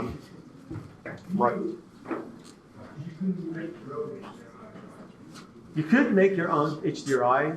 Yes, I tried to do that in the past. There used to be like a very nice open source plugin that will let you grab 360 videos from Google Maps, which is pretty cool because that your project is in a certain area, you can build an HDRI out of it. I'll be honest with you, wasn't the best quality. You find HDRIs online for free up to 8K. There is a website which is called HDRI Heaven. It's like super cool, like 8K, 4K HDRIs for free. Or now, as we're looking at VRay, right, and Chaos Cosmos specifically, there is tons of very good HDRIs that are listed in there, and you can get. It just makes sense to use those. They're the native ones. They're gonna work amazingly. I guess it's easier if you just want to close the process out. If there's anything specific, yeah, of course, you can create your own. But I would say like that's more for the background, if anything. Like, it's not really about the lighting. Well, the good thing in here is that we also get to, manipulate a little bit of the position of this kind of like semi-sphere that is being created. So if you go down into the options, of course you can check invisible. Obviously that will turn it off, but keeping the same lighting, right, that it gets from the image.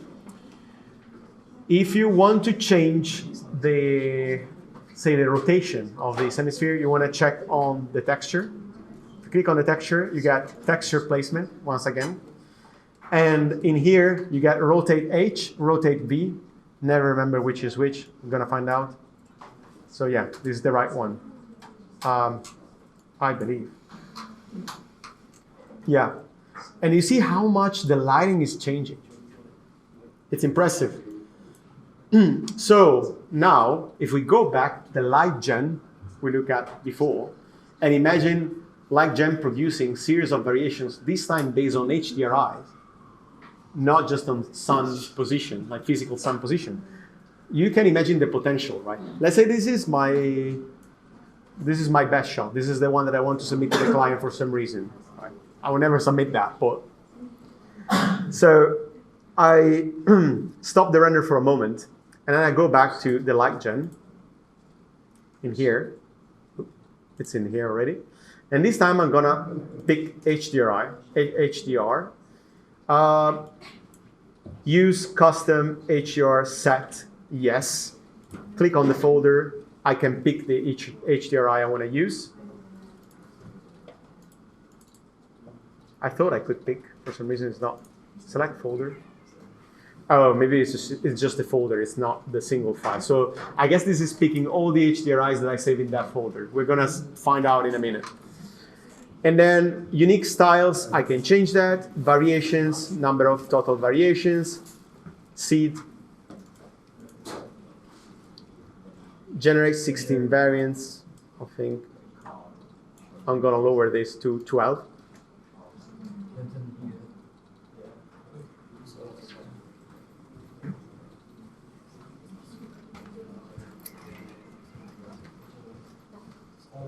So you see, like, it's picking different HDRIs from my folder, the one that I provided to you as well, where there were like 4, 5, 6 different HDRIs.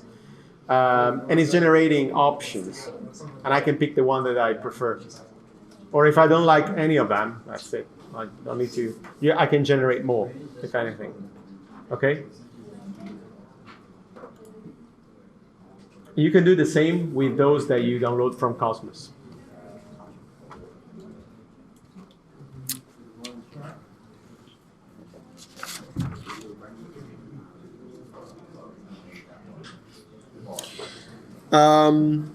Let's populate this scene a little bit more. So going back to Chaos Cosmos this time and getting some vegetation in.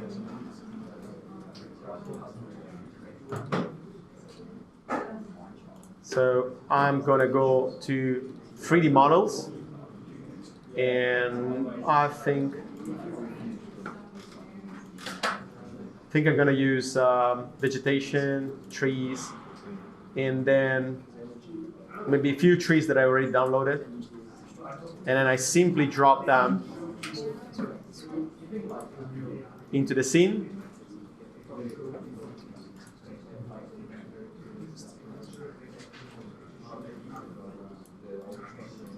Press enter, grab more variations.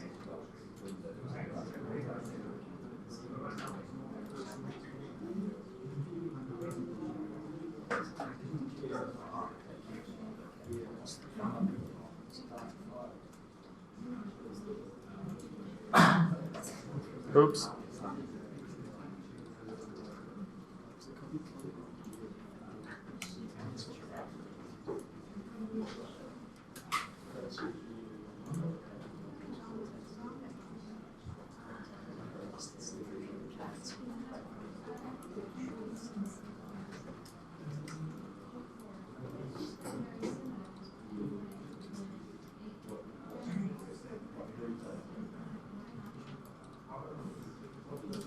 Now let's identify the camera angle that we want for this shot. Okay, could be something like this. So once I have it, I position myself in this position in Rhino. Like you guys can like frame it the way you prefer. You can go to the properties, camera, and in here you can change the lens length. Maybe to make it a bit more, to stretch a little bit more the perspective, you can get this to say like 35.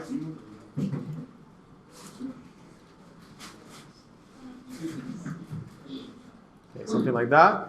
And once you're happy, I would suggest you to save these as a saved view, so you can always go back to it. If you don't have saved views in here, you can click on this little gear in the properties, and you can search for, they're actually called named views, right? Click on named views, it will bring this tab, and then you can save the current, and I'm gonna call it view render 01. Press OK, and that's gonna be saved. So now if for some reason I just like go move around to tweak things and so on, and it looks like I lost my camera, I can actually just do double click in here and it brings it back. Yeah. Yeah. You can do a similar thing into Rhino, but that's going to be not views. It's like layer status. Like it's a different thing. But yeah, you can also save selections in Rhino. Like there's multiple ways to. Yeah, this is specifically for the views. So yeah, let's say we're happy with these. What else can we get in apart from vegetation? Maybe some lighting, some urban furniture, some people walking around. So once again, just have fun. Maybe I give you like 5 minutes to play and get entourage in from Chaos Cosmos, which is always fun to do.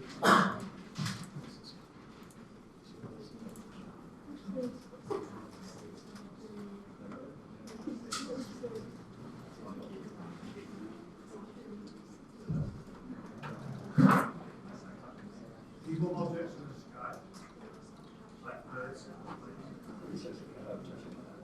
I haven't checked birds. Could be. Check. Yeah, check that. It might be birds.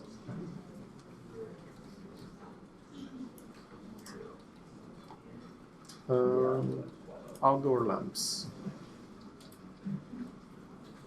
I want this one.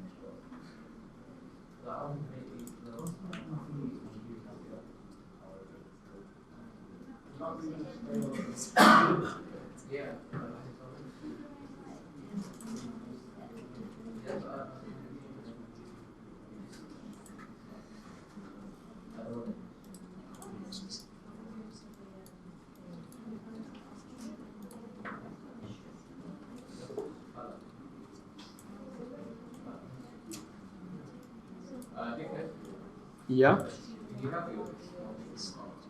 Sorry? I can change the scale of the HDRI and the HDRI like trees or something like that.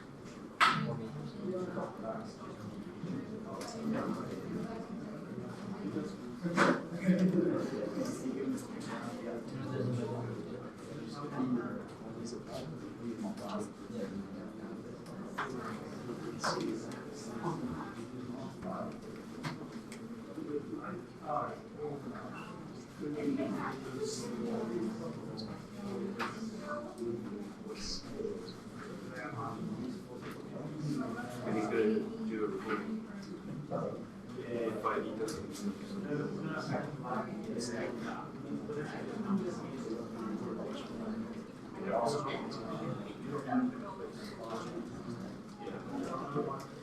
Just what?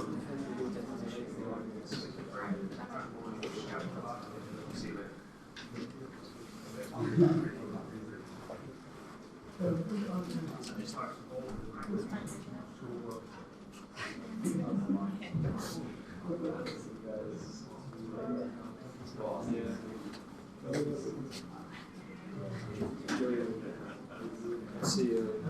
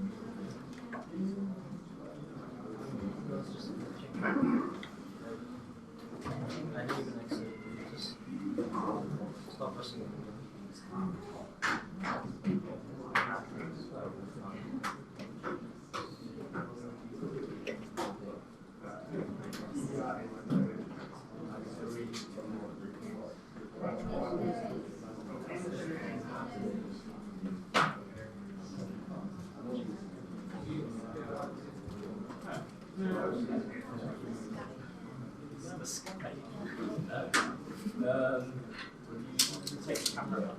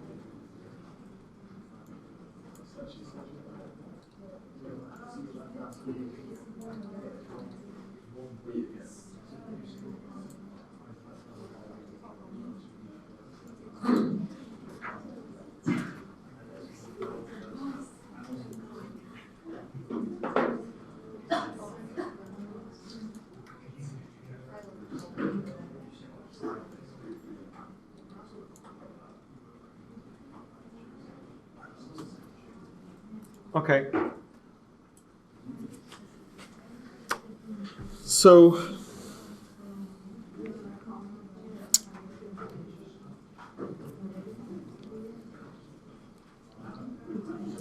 a few more effects that we might want to introduce have to do more with the kind of atmosphere and environment, and they can be added on top of what we already have. So I say this is pretty much what I'm looking to render, right? I can jump into the settings, and here on the right, something that we haven't explored yet, we have a series of more advanced settings and filters. Something that is quite interesting to show is the volumetric environment. So I can turn this on, and at the moment, this is picking the aerial perspective. This works particularly well for aerial perspective, of course. Definitely not this type of shot, right? But if I position myself more kind of in this way, and this is more of a kind of like a bird view with some nice skyline, right? That might work. It might introduce a bit more of atmosphere, and you see that the two main settings, two main values that we can play with are the atmosphere height and the visibility range. If I decrease the visibility range, I'm starting getting a bit of this foggy feeling, right? So use that if you wanted to essentially color down the background. No, that's not. That will be more the depth of field. This is more to create that like atmospheric effect where you can like sense the atmosphere around. And it's using the Rhino documented sun, which I'm now gonna turn off. You see, it's kind of creating this fog. Obviously, this is something that we would need to go back and kind of like tweak settings within the the aperture. So.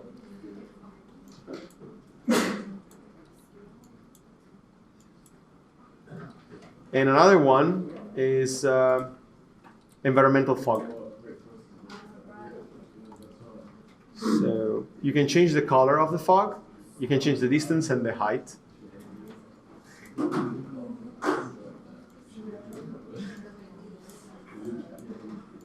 So now this is going to turn into a completely foggy shot.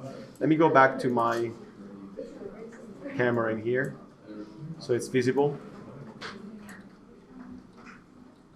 So you see that the background now is completely blurred, is disappearing in the fog.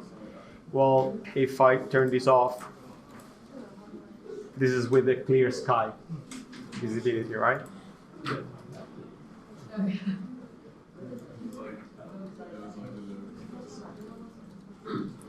I can decrease the view range, and you see it's getting darker and darker.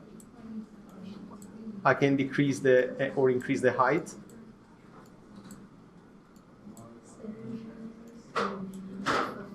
And the color of the fog as well, the emission. So this looks more like Manchester. Yeah, just like cool things to play with. You might get really nice atmospheric renderings, right? Just playing with these instead of doing it all in Photoshop, which sometimes looks a bit fake. So in this way, you're sure that this is based on physics. So if there is, it's not like a guess as it would be in post-production. So yeah, that's another thing. You can always switch it off if you don't like it. You got something that I want to show you. Let me check if I can find it.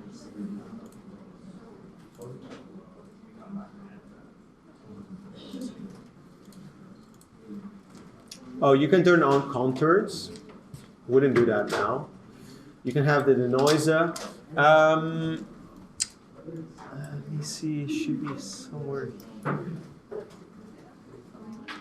So you can modify the camera vertical tilt. There is this shortcut in here, but I do recall you can do it from the asset editor as well. So if I go to camera, Where is that? Here.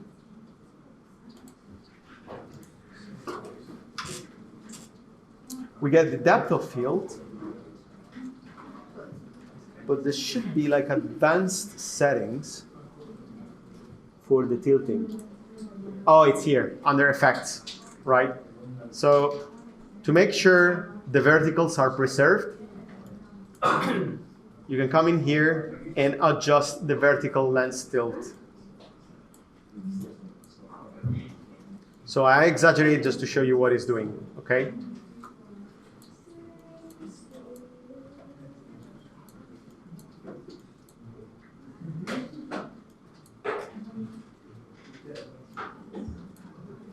There's not too much distortion in here really, but I think like a little bit of adjustments will make it looking better, right? You can also add vignetting. Does anyone know what vignetting is? It's an where you Yeah, exactly. So yeah, you can add that as well. Right, this is definitely too much, but not something that I really like, but if you need that. And then finally, render output. You make sure this is the right resolution. This is exactly the quality that you want. Then I'm going to turn off my progressive render. This time, I will unswitch interactive or progressive in your case, like both. And I'm going to look at the quality. I think this is kind of good quality. These are presets for the quality. I'm going to keep medium because I don't want the render to take too long. But in here, you will see that if you increase this, basically these are the values which mainly relates to kind of like light bounces and so on, that will update. And of course, the higher the quality, the longer it's going to take with the render. Same with the resolution. I'm going to keep the anti-aliasing filter on. And yeah, I think I'm pretty much ready to go. So I can do render with VRay. The only thing that I want to make sure to do is to save this image.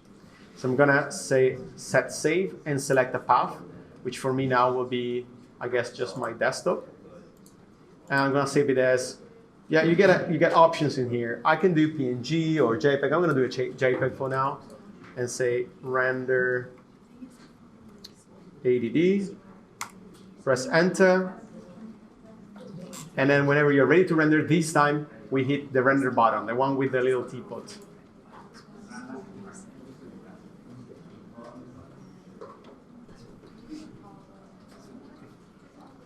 And you see that this time this is not progressive render, but it's actually creating all those little colorful frames, all those little squares, right? That are basically telling us where the image is being rendered, like what area is being rendered. It will be, it's not interactive anymore, but anyway, you can see straight away if something is not working and you can stop it right from here.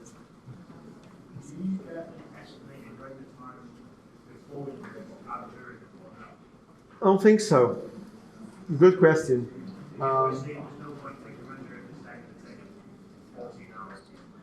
Well, you get a loading bar down there that is kind of telling you. I do believe if I check now the logs.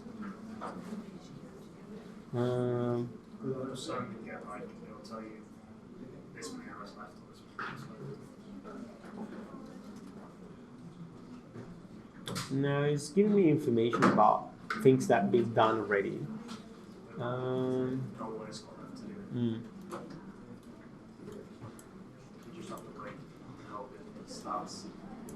Well, you get an idea in a way because you check the stats.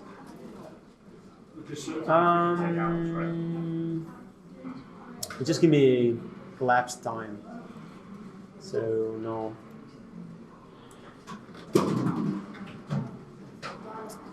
No.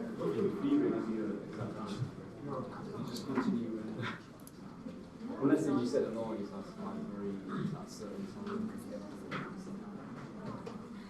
Yes, a level. Oh, well, you get a percentage in here if you check for show progress. That gives you an idea. And I think it's done. Yeah, finished. It didn't take that long. This is the result. Resolution is decent for the amount of time we spent on it. Something I haven't shown you, should have shown earlier. But so anyway, like you also get layers, so you can start doing a little bit of post-production within VRay before you move to Photoshop or other software, or especially if you don't know how to use them. So there is like you can add layers in here. You get like curves, color balance, saturation, for instance. So that's peak saturation, right? If I want to desaturate this, I can do it in here. Of course, you don't get the same level of control that you would have in Photoshop and other software with masks and so on. But it's still something. Another thing that I haven't shown you, I think like probably the only thing among like these main ones, is basically the channels, right, that you can render. So we haven't rendered any. All we render now is just one final JPEG. So if I now go back to my desktop, the JPEG is here. So this is our final render. And that was the only channel coming out from the rendering process. But if I go back to Rhino, and next time I render this, I actually want to add object ID, for instance. Let's do object ID, and then I can add more of these in here. Just do render elements. Perhaps I need the contours, or what else?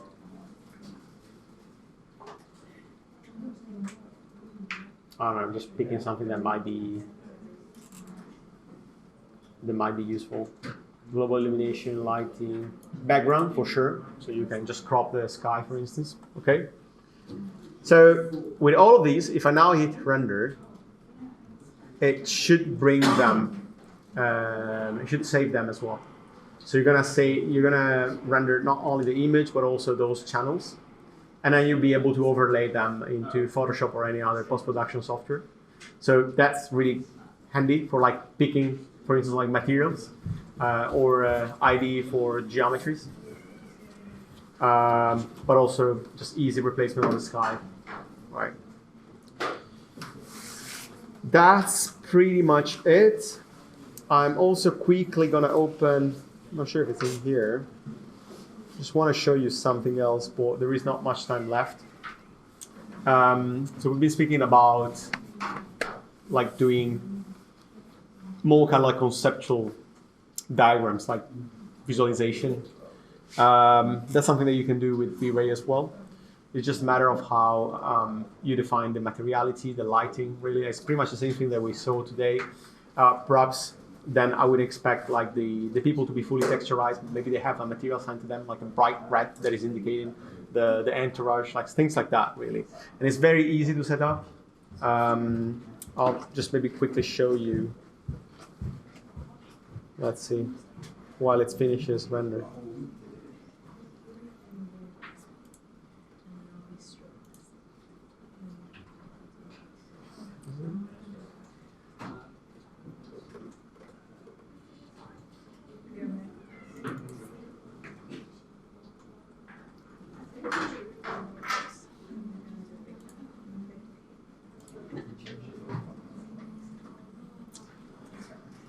I'm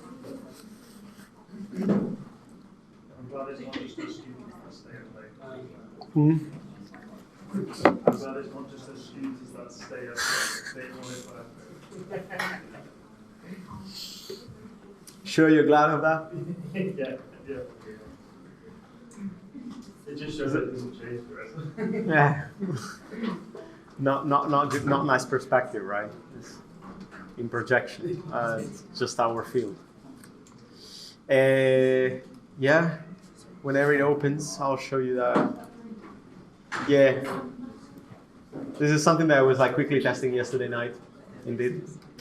Like I want to add a bit of a different perspective to it. So if I run my VRay on that, there is not much really here. As you can see, it's just a dome light, but it's just a very simple. I don't even think like I add anything in here. There is no texture attached to it. So it's really the basic dome light, but I just bumped up the intensity. So it's just more, it's just way brighter. There is the documents from Rhino that is adding to it, but with 0.1. So it's not clashing too much with the already existing lighting. And all I did really was giving overriding the material. So overriding material is something that you can do from the settings. Down here, you will find material override. If you turn it on, it's going to mute all the materials and override them with one material that you pick. In here, I picked just a generic material. So I go back to the materials. I get this gray material. Okay. And then if I run, yeah. So it's pretty straightforward, really. And what I did here, I used this geometry, okay, as a clipper. So if I go to geometries, same place where you find the fur, for instance, you get a clipper, which is another option. Geometry is clipper. And you can assign with right click, apply to selection. You can get anything in the scene. Could be any type of shape, even like a curvy shape if you want. That's why in here I used like a step one. I actually did Boolean two boxes together to show they can also be manipulated further. And I use that as a section, right, as a clipper. And then I changed the color of the clipper, changed the material to cut, which is just a yellow plain material, like nothing special. Another generic material, but the diffuse is set to this kind of like orangish yellow. And that's it. And you see that that's an easy way to create a base for a diagram, for instance. Like now it's very low res. Well, imagine this could be a nice base if you then like work on top of it with Photoshop. I was meant to try and use contours on top, which is another option that that VRay gives us. But the problem with that is that kind of like clashes with the clipping, right? So what I'm doing instead, I'm only applying that to the geometries that are not clipped, and then I will, if anything, I will just take a snapshot of maybe like a wireframe version of the model, same position, and then overlay it. Or I'll show you basically. If I go in here, I can also turn on contours in here, and basically, this is the issue. There is a bit of a bug that is going on. So I mean, it could be turned into something interesting. That if it's something that you want to show, is like I'm cutting through, so I'm sectioning it, but then at the same time I'm showing just with lines with wireframe what's going on. But to be honest, I would rather than bring it into post-production. Contours, they're just the outlines. So I'll show you. Like a hidden line. No hidden lines. They're hidden now, but it's not a hidden line. So I'm using a material. Once again, in here, when you bring in materials, you have different options, right? We only check the generic one, but there is one, for instance, that is called Toon Override. Toon Override will just basically create lines following the geometry around any material that is applied to that geometry. So I create I'm gonna do it now. Like if I create a toon material, this toon material, you see, is basically kind of like tracing the object, and it's asking me for a base material. I can get a base material from the ones that I already have. So I'm gonna use cut this time, which is the yellow one, and this is the result that I'm gonna get. So if I assign these, for instance, to, I don't know, the swimming pool.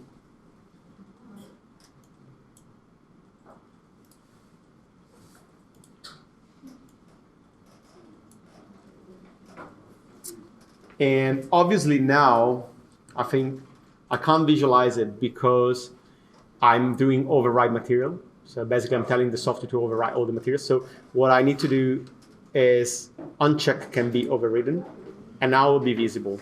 So now if I zoom in, I don't know how visible it is, but there's going to be an outline. And it's an outline that I can check, I can tweak in the contours. So maybe I'm going to get it red. And let me increase the width so it's very visible. So this is great for diagrams, right? Instead of doing things on Illustrator, and I mean you'll be doing it in Illustrator anyway because of course it makes sense. But even back in the practice I used to work for, I don't know if you ever seen like if you look at Zaha's You normally you see like just the renders and the fancy stuff, but all the diagrams we've been producing for competitions, stuff like that. I was one of the person like building all the libraries for like these presets in VRay, for instance, and then we will take them into Illustrator and further, post-product them. But yeah, we will like build a vocabulary at some point in terms of like color coding things, the use of line weights and stuff like that directly on VRay, and then like sharing these presets internally. So yeah, that's pretty much it for the day. Thank you for coming in. I hope this was a good intro, at least like I'm exposing you to different options and different ways of using VRay, not just the hyper-realistic render. But just explore with it, give it a try. Especially now that we found out within the new one how to get access, like full access to Chaos Cosmos. I think it's going to be extremely helpful for you guys. You don't have to spend time in searching for resources online.